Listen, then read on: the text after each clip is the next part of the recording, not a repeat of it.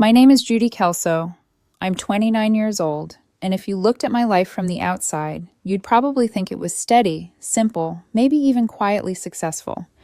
I run a small automotive restoration shop in Cleveland. Nothing huge, nothing fancy, just a 3-bay garage where the air always smells like engine cleaner and old steel. I restore classic cars for people who want to hold on to a piece of the past.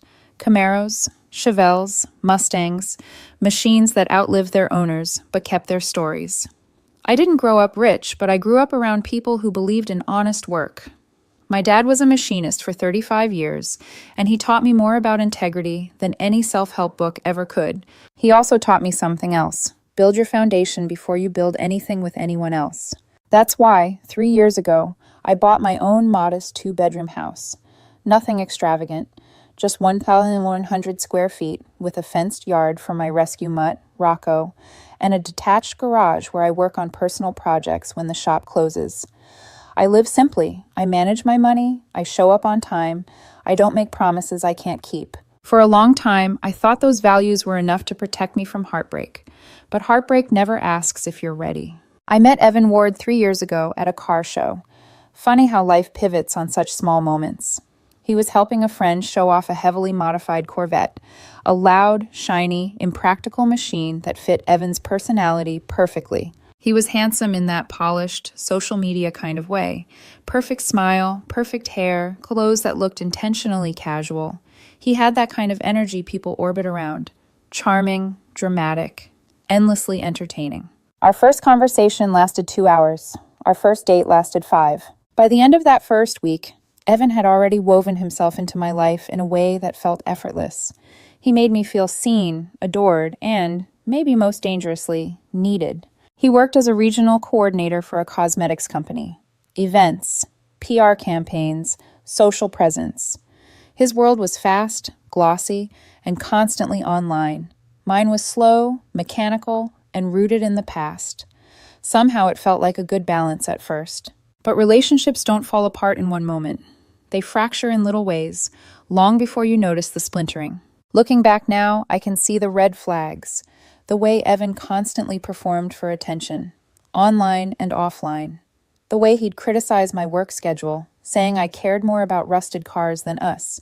The way he would take pictures of us constantly, as if love wasn't real unless someone else saw it. And then there was Tara, his best friend, his ex-girlfriend. He called their past a failed spark, but the way she inserted herself into his life told a different story.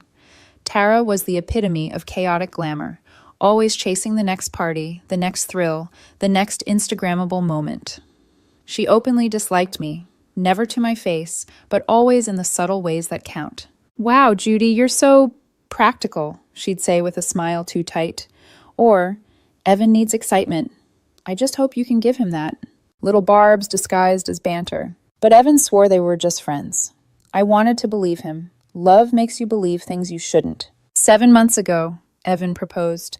A simple moment, just the two of us in my garage while I worked on a '69 Mustang.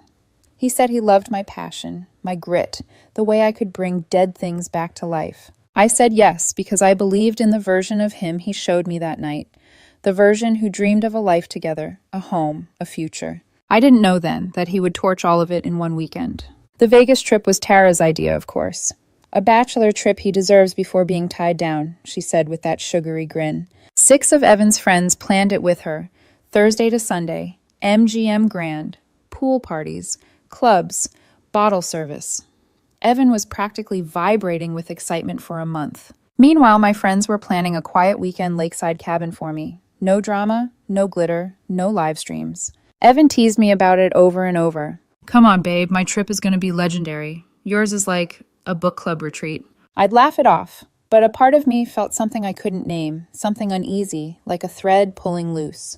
The morning of his flight, I drove him to the airport. He wore a crisp white button-up, sleeves rolled to his elbows, hair styled like he was stepping onto a magazine cover. Tara was already texting him nonstop. His friends had a group chat named Last Nights of Freedom. I shouldn't have looked, but I did. Their itinerary read like a manifesto of bad decisions. Still, I tried to be the supportive fiancé. At departures, I hugged him, kissed him, told him to have fun. And then he said the line that should have hit me harder than it did. Don't worry, baby. What happens in Vegas stays in Vegas. He laughed. I didn't. I watched him walk inside, surrounded by a crowd of loud friends. Tara threw her arms around his neck the moment she saw him. They took a group selfie immediately. That night, I stayed late at the shop, working on a Mustang roof panel while my friend Jake brought takeout and kept me company. It was peaceful, just the sound of the metal sander and the faint hum of the radio in the background. Around 8:30 p.m., Jake glanced at his phone and frowned. Judy? You might want to see this. He turned his screen toward me. Tara's Instagram story. The first clip was harmless. Evan in the hotel room, wearing cheap casino sunglasses and a sash that said, "Groom to be." The guys cheered. The room was a mess of empty bottles and neon lights, standard Vegas noise. But then the second clip played. Evan at the pool party. Evan with two girls leaning into him as he took shots. Evan's arm sliding around a stranger's waist. Evan letting someone fix his hair while Tara filmed and laughed. My stomach dropped. I told myself it was just rowdy partying, but a voice in me whispered, "This is the beginning." I clicked the next video. Evan dancing with another woman, too close, too comfortable, her hands on him, his on her hips. Jake said nothing. He didn't need to. I kept watching, clip after clip, my chest tightened with every one. And then the live stream began. Evan, club lights flashing, music thumping, and his lips pressed firmly against a stranger's mouth. The feed lagged. My breath didn't. It felt like the floor sank beneath me, and that was only the start. I didn't sleep that night. I don't think I even blinked. I sat at my kitchen table with my phone in my hand, refreshing Tara's story like some kind of self-inflicted torture. Every time I told myself, okay, that has to be the last one, another video appeared. The next morning, I opened Instagram before I even brushed my teeth. And there it was, a fresh wave of humiliation. A slow-motion clip of Evan at a pool party, shirtless, tanned, sunglasses on, surrounded by three women in bikinis who looked like models. Tara captioned it, "Our boy living his best life before marriage, #last ride." Their laughter echoed over the music. Someone yelled, "Hey, groom-to-be, show us the ring hand." Evan held up his left hand and made a show of wiggling his ring finger. Bare, free, as if he were proudly proving he wasn't tied down yet. The comments were worse. "He's too fine to settle down. Don't marry him, sis. He belongs to the streets. This is why you do Vegas right." I screenshotted everything. Every video, every comment, every disgusting joke. My hands shook, but my mind felt cold. Too cold. Like something inside me had frozen solid so I could survive what I was seeing. Late in the afternoon, Evan posted on his own story a boomerang clip of him taking a body shot off some girl's stomach. Her friends screamed in the background. Evan slapped her thigh playfully afterward. His caption? "Vegas rules. No remorse, not a hint of guilt, not even one attempt to hide it from me. Because he thought I wouldn't look, or he didn't care if I saw." I didn't know which was worse. That evening, things escalated from awful to catastrophic. Tara went live. I'll never forget that moment. The notification popped up. Tara Kim is live, with Evan Ward, official, and others. Jake was sitting on my couch, eating leftover noodles, trying to distract me by talking about some ridiculous customer who insisted his Pontiac had a naturally occurring misfire. I wasn't listening. My heart was pounding so loudly it drowned out everything else. I tapped the live stream. It opened with flashing club lights and a chaotic mess of bodies on the dance floor. Tara was shouting something into the camera about one last night of freedom, but her words blurred into the music. Then she flipped the camera. Evan was kissing a woman. Not a peck, not a drunken accident. A full, heated, two-handed on her face kiss. Her arms wrapped around his neck. His hands slid down her back. Her friends cheered. Tara zoomed in and yelled, "Groom of the year!" I felt something inside me snap. Jake grabbed the phone from my hand. "Judy, don't. You've seen enough." But I yanked it back. Because pain sometimes needs to be witnessed in full before you can walk away. The live stream cut to another angle. Evan grinding against a different girl, laughing, drinking, letting her run her hands through his hair like she'd known him forever. He wasn't drunk. He wasn't confused. He wasn't pressured. He was enjoying it, loving it, living a double life in neon lights while I sat alone in our quiet, honest home. When the live stream finally ended, I stared at my reflection in the black screen of my phone. I didn't recognize myself. My lips were trembling, my vision blurred. I breathed shallow and fast like a trapped animal. Rocco whined and pressed his head against my knee, sensing something was horribly wrong. But in that moment, a strange calm washed over me. Not peace, not acceptance, something colder. Clarity. The kind that settles in after you've seen enough proof to bury every last doubt. I opened my laptop and began canceling the wedding. The venue, gone. $4,500 lost. The caterer, gone. $3,200 down the drain. The photographer, half the deposit returned. At least one person had empathy. The florist, non-refundable. $750 gone. DJ, gone. Cake, gone. Honeymoon, partially refunded, but still a $2,200 loss.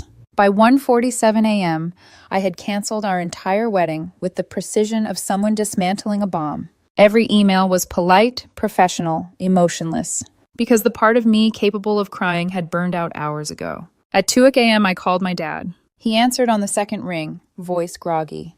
Judy, what's wrong? I explained everything. The Vegas trip, the live streams, the kisses, the chaos. He went silent, completely terrifyingly silent. Then he said the words I needed most. I am proud of you for calling the wedding. Proud. You didn't let this become a lifetime mistake. I felt a tear slip down my cheek, the first one since the live stream. Change your locks first thing in the morning, he added. Today. Don't wait. And pack his things before he comes home. I nodded, even though he couldn't see me. And sweetheart, this isn't your failure. This is his character. That line broke me open, but in a good way. By sunrise, I hadn't slept a minute, but I knew exactly what I had to do. At 7:30 a.m., the locksmith arrived. I rekeyed every entrance, front door, back door, garage keypad. He didn't ask questions. I was grateful for that. At noon, Jake came over to help me pack Evan's belongings. Every shirt, every shoe, every personal item. I labeled the boxes and drove them to a storage unit I rented for $75 a month. I filmed everything, photographed everything, documented everything.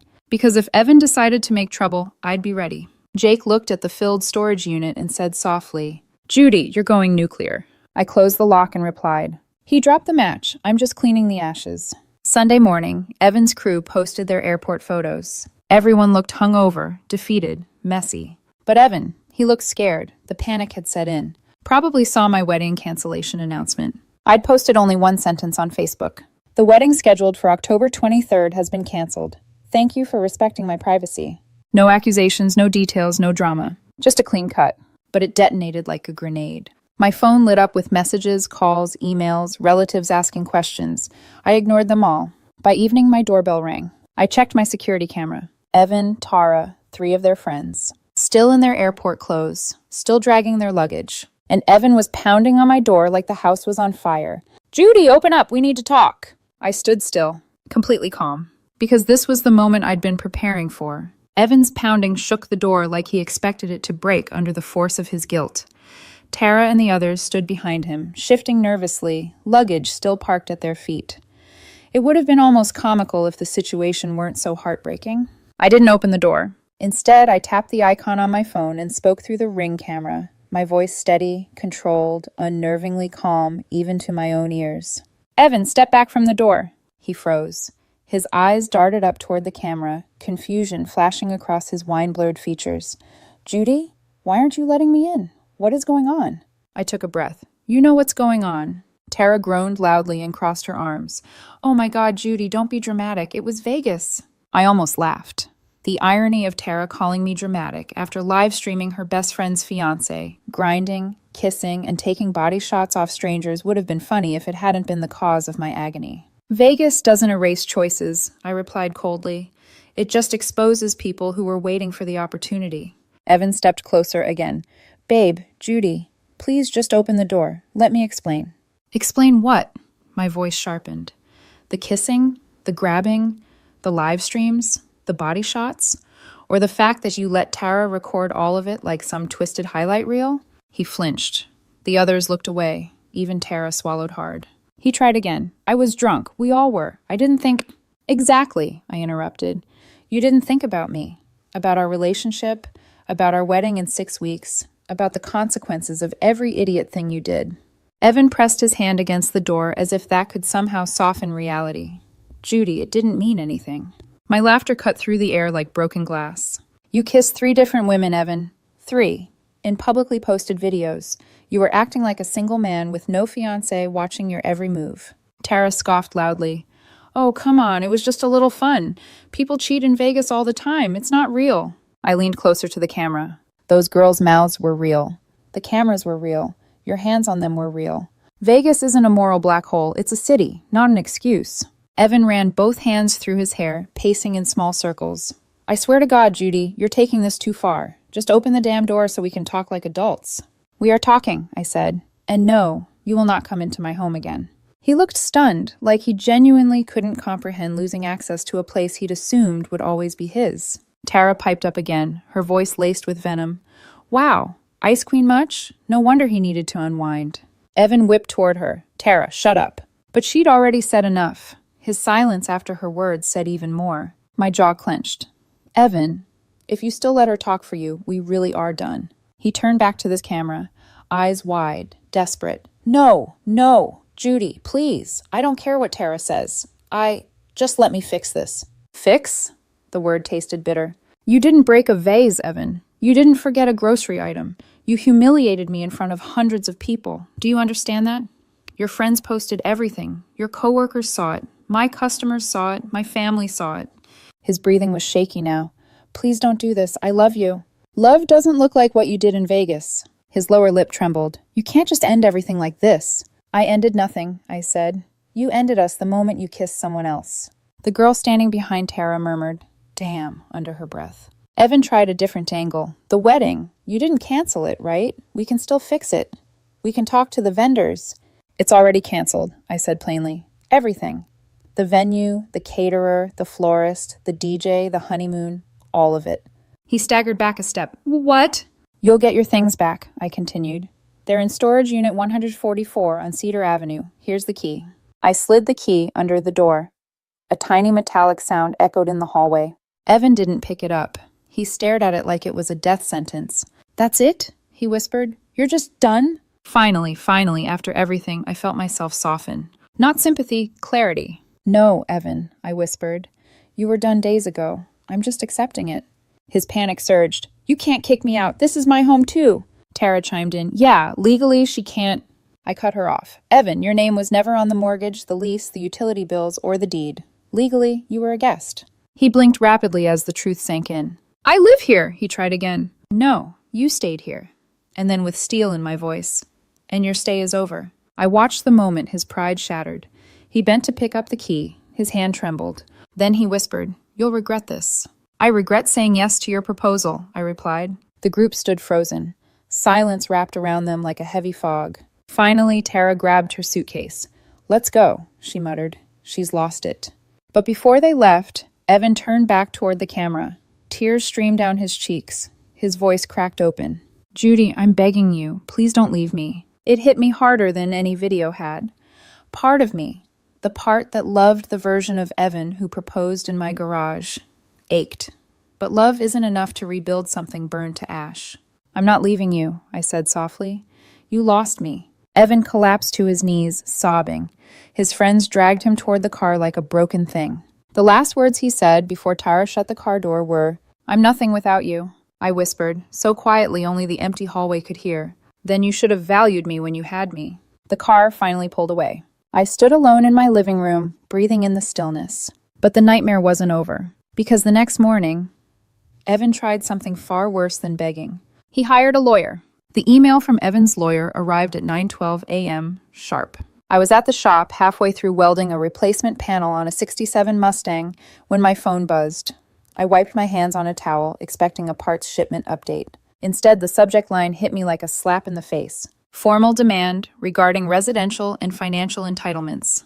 Evan Ward. My stomach tightened. I opened it. Inside was a multi-page list of demands written by someone who had either lost all touch with reality or had been fed lies by a desperate man. Evan was claiming right to continue living in our shared residence, right to continue using the marital vehicle, reimbursement for wedding costs incurred jointly, compensation for emotional distress, protection of his public reputation, and the most ludicrous line of all, Ms. Kelso's unilateral termination of the engagement constitutes a breach of implied marital contract. I laughed, out loud. A sharp, disbelieving sound that startled Rocco awake on his blanket. My employee Kyle poked his head around the corner. You good, boss?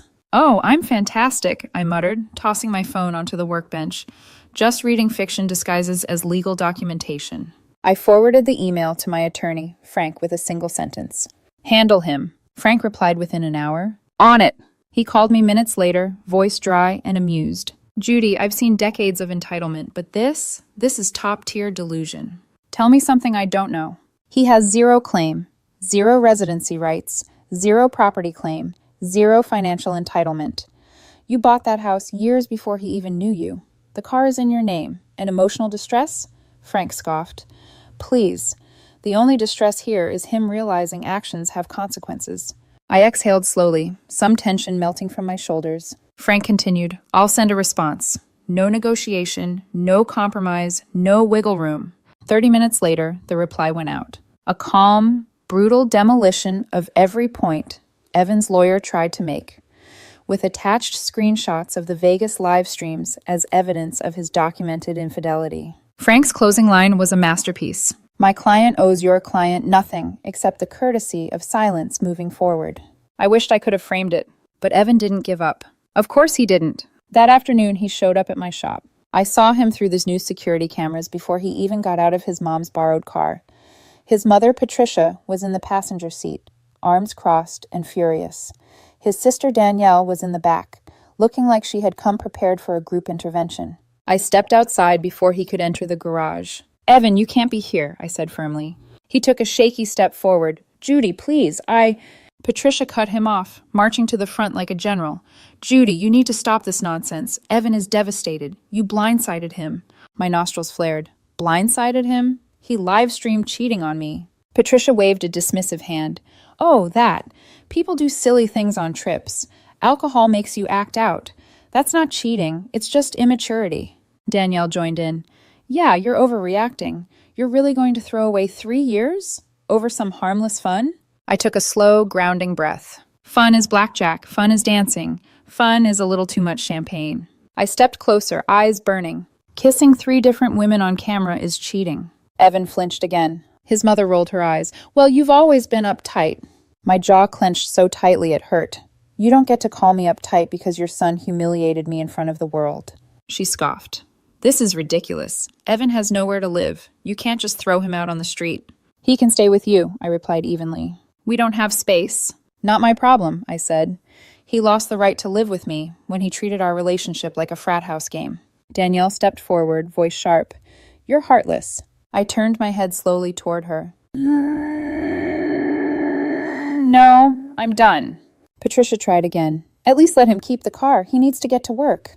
The car, I said calmly, is legally mine. Title, loan, insurance, all under my name. He paid to use it. That arrangement is over. Evan's voice cracked. Judy, please. I looked at him, really looked. His face was pale, eyes bloodshot, posture small. He looked like a boy who'd been caught stealing cookies, not a grown man who detonated his own life. There was a time when seeing him like this would have shattered me, but not anymore. You need to leave, I said quietly. Now. His mother threw her hands up. This is revenge. No, I replied. This is consequence. Patricia sputtered, searching for a retort. I ended it for her. Goodbye. I walked back inside the shop and hit the button to close the garage door. Evan reached for the edge like he could stop it, but it shut with a heavy final thud. Kyle let out a low whistle. Damn. Rocco barked once, as if adding his own commentary. The next 2 weeks were chaos for Evan. I didn't need to talk to him to know. It trickled back to me through mutual acquaintances, small-town gossip, and social media echoes. His parents' house was cramped. He lost access to reliable transportation. The videos got him in trouble at work. Hard to maintain professional brand representation when half the internet has seen you swapping spit with strangers in a club. Tara's relationship imploded completely. 2 girls from the Vegas trip broke up with their boyfriends. The friend group dissolved. Vegas had done something even Evan never expected. It exposed everyone. The ones who encouraged him. The ones who cheated alongside him.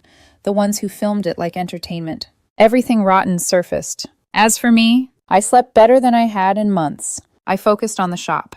I took Rocco on long evening walks. I reclaimed the peace I hadn't realized I'd been losing piece by piece. The final message Evan ever sent came 2 weeks later, through a number I didn't recognize. A long, rambling apology. Promises to change. Begging for another chance.